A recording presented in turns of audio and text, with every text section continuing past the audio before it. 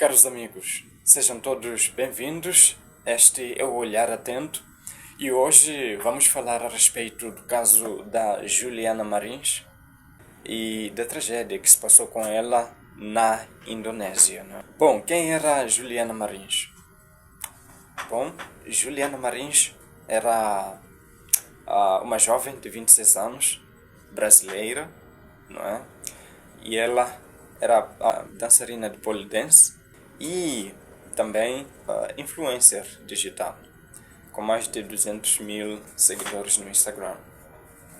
Agora, nos últimos meses, pelo menos desde fevereiro deste ano, ela estava a fazer viagens de passeios em trilhas por alguns países do Sudeste Asiático, né? Tais como Tailândia, Vietnã, e agora também estava na Indonésia, pelo Sudeste Asiático. Agora, o que aconteceu com ela? Bom, no dia 21 de junho, sábado passado, ela estava a participar, junto com outros, de uma trilha no Monte Rinjani, em Lombok. Todos eles, obviamente, com um guia, não é? Então, segundo alguns relatos, o que aconteceu é que ela teria se distanciado do guia, estava dentro do grupo, né? Mas ela teria se distanciado do grupo, não é? Do grupo ou do guia, né? E de alguma forma ela acabou por escorregar aí na encosta e aparentemente ninguém percebeu de imediato. Ninguém percebeu de imediato até uma hora depois, quando eles aperceberam-se de que ela não estava com eles. Ali, quando voltam e tentam procurar por ela, aperceberam-se de que ela, afinal de contas, havia despencado. Ela despencou mais de 300 metros naquele primeiro dia, né? Agora, o que aconteceu de seguida? Não é? No caso, as primeiras buscas foram iniciadas pelo órgão estatal de busca e salvamento da Indonésia, no caso o Basarnas. No entanto, já no primeiro dia, eles só conseguiram avançar uns 250 metros, descendo a encosta, não é, em busca dela. Mas obviamente isso foi insuficiente, né? As imagens de drone revelaram que ela ainda estava viva a cerca de 300 metros, não é? Ela havia caído, despencado cerca de 300 metros para baixo, né? Obviamente, avançar 250 metros era muito pouco, ainda era pouco para chegar até onde ela estava. E infelizmente, também por causa das condições climatéricas que eram muito adversas, eles não conseguiram avançar mais do que isso. Já no dia seguinte, no domingo, 22 de junho, imagens que foram feitas por drones captaram ela ainda com sinais de vida, né? Mas ela estava deitada sobre rochas. Já no Brasil, a família dela começou a mobilizar-se nas redes sociais, não é? E, obviamente, a acusar o governo da Indonésia de ineficiência. Eles estavam a demorar demais e a ser negligentes com o salvamento dela. E já no dia seguinte, no dia 23 de junho, segunda-feira, não é? As operações de busca continuaram, no entanto, com muito pouco progresso. As notícias, bom, já estavam a mostrar que nas imagens captadas, a Juliana já não estava mais a se mover, não é? Também, nesta segunda-feira, começaram a surgir informações de que o guia havia abandonado ela cerca de uma hora antes, né, de ela sofrer o acidente. Então ela ficou lá sozinha durante algum tempo, talvez na tentativa de seguir o grupo, ela acabou por despencar. E infelizmente, já na quarta-feira, dia 24 de junho, finalmente ela foi achada novamente, só que desta vez já sem vida. Pior ainda, não estava no mesmo lugar onde havia sido encontrada da primeira vez, com filmagens de drone. Ela havia descido mais para baixo, né? Talvez por causa do deslizamento de terra, ou não se sabe, não é? Mas de alguma forma, ela havia descido mais para baixo. a quase 600 metros de profundidade. Agora, o caso dela é interessante sob vários aspectos, né? Primeiro, por causa desta questão da demora do serviço estatal de salvamento da Indonésia. Relata-se que não é o primeiro caso, não é, a acontecer, de pessoas já despencarem, não é? No entanto, até então, ainda não haviam sido colocadas não haviam sido montados esquemas de segurança para os que haveriam de estar a fazer trilhas neste monte, né? E isso, obviamente, é extremamente perigoso, né? O órgão que gere, não é, aquela trilha, aquele monte, deveria ter se precavido disso já com antecedência, sabendo que já haviam casos de acidentes no passado. Já deveriam ter se colocado à disposição para colocar terem pelo menos, não é, meios para poder realizar operações de resgate nessas circunstâncias. No entanto, me parece que até então o serviço de salvamento, de busca e salvamento da Indonésia não estava em condições de o fazer. Agora, qual é o meu ponto de vista sobre este caso? Bom, vocês sabem que eu não sou estatista, de forma alguma, né? Agora, defendo mais a responsabilidade individual das pessoas, não é? E em casos assim, é óbvio que o mesmo acontece. No caso da Juliana, quando ela decidiu ir fazer esta trilha, sozinha, no caso, ela assumiu o risco. Ela sabia que o lugar para onde ela estava a ir era perigoso. Então, ela assumiu o risco ao decidir fazer essa trilha.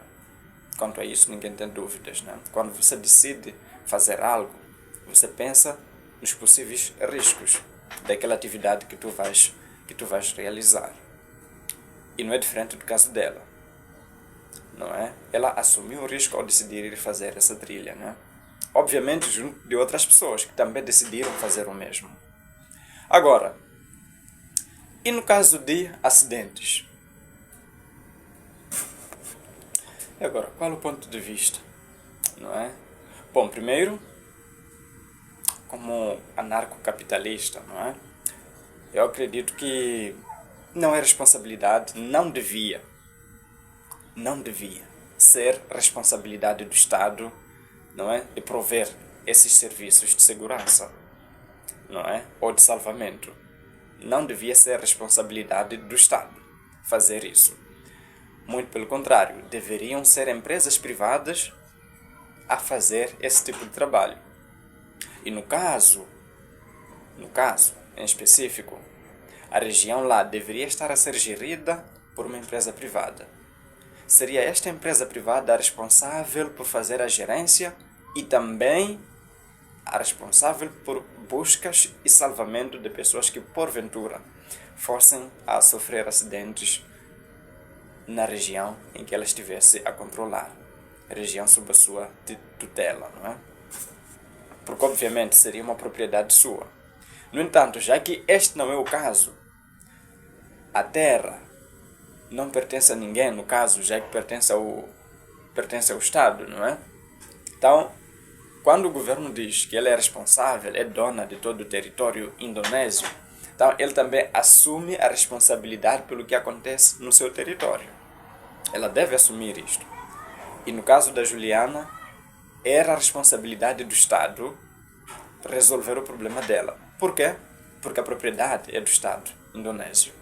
Devia ser o Estado indonésio a prover, não é? A prover segurança, primeiro, das trilhas, e segundo, em caso de acidentes, deveria ser o Estado a estar em condições de realizar operações de resgate.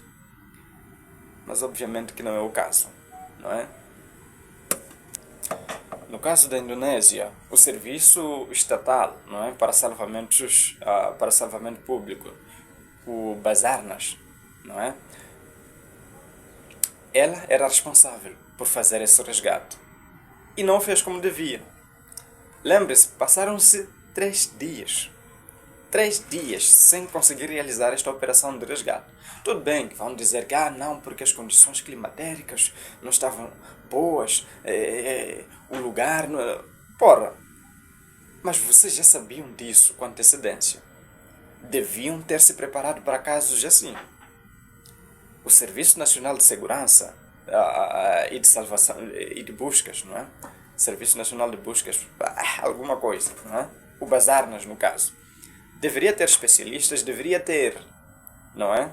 Equipamentos de segurança próprio. Por exemplo, nós vimos aqui, não é? Que no caso dela ficou lá 3 dias. 3 dias num lugar como aquele ali, com temperaturas muito baixas durante a noite e muito altas durante o dia. Não é? Por que não conseguiram ter equipamentos, por exemplo, como drones, para pelo menos levar água e comida para ela? Cobertores também. Pelo menos isso deveriam ser capazes de fazer. Mas, por ser um serviço estatal de busca e salvamento, totalmente ineficiente nisso. Uma vez que as operações de resgate haveriam de demorar mais tempo, pelo menos isso, providenciar água, alguma comida e cobertores para ela, deveriam ter sido capazes de fazer. Empresas privadas haveriam de prover isso com muito mais eficiência, mais agilidade, mais segurança. Não é? Aliás, as buscas por ela e até o salvamento dela já teriam sido realizadas nas primeiras horas. Por quê? Porque isso haveria de afetar a reputação da empresa.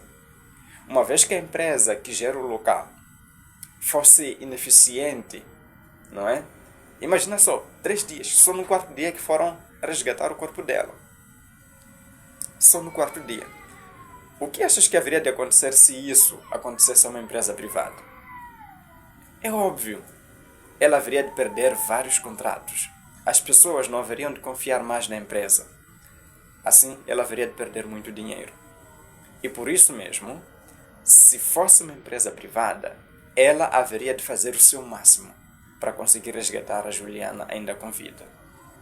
Não é? Agora imagina só, o caso da Juliana,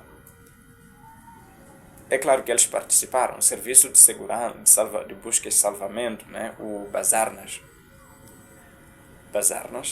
eles fizeram questão, não é? Estavam lá todos, mas não tinham equipamentos apropriados.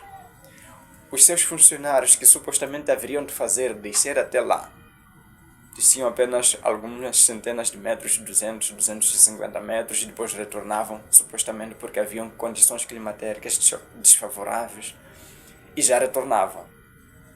No entanto, quando nós observamos, os que foram até lá criaram coragem para desceram mais de 500 metros até achar o corpo dela, foram voluntários.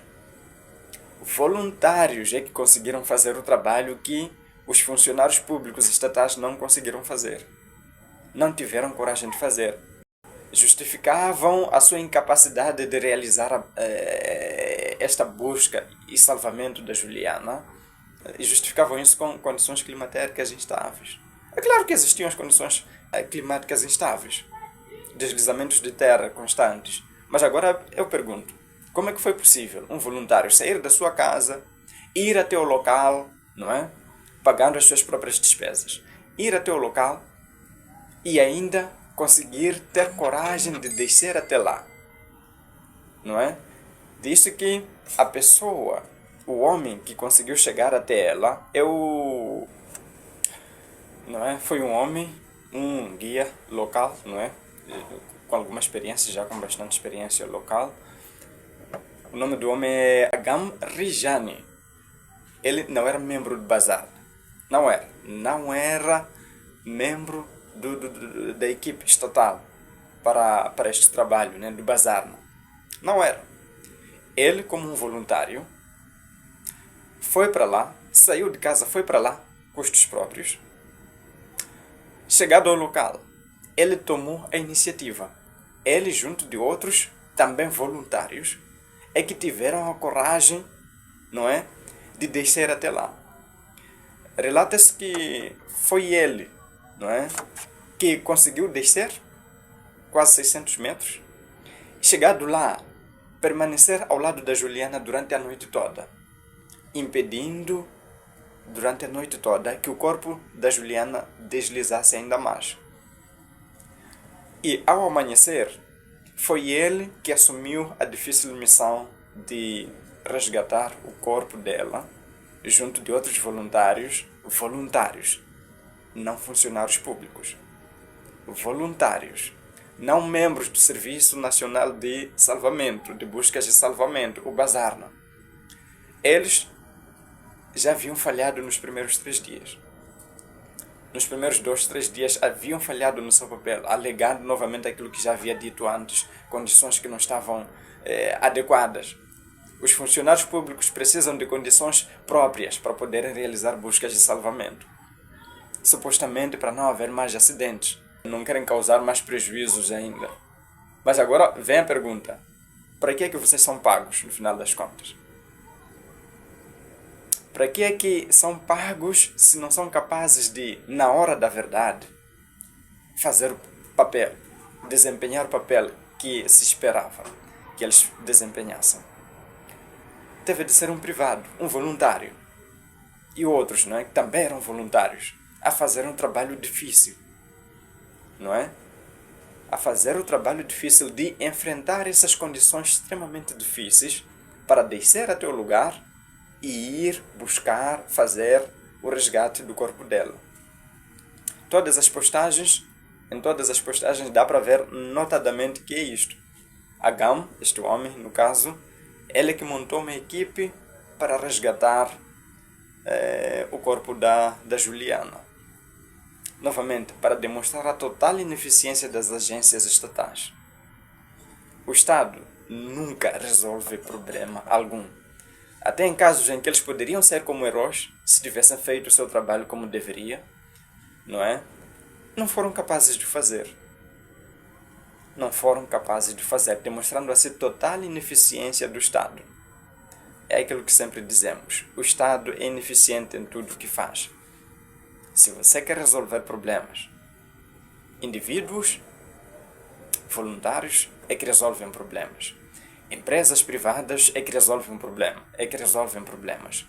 O Estado nunca resolveu e nunca vai ser capaz de resolver os problemas de forma eficiente.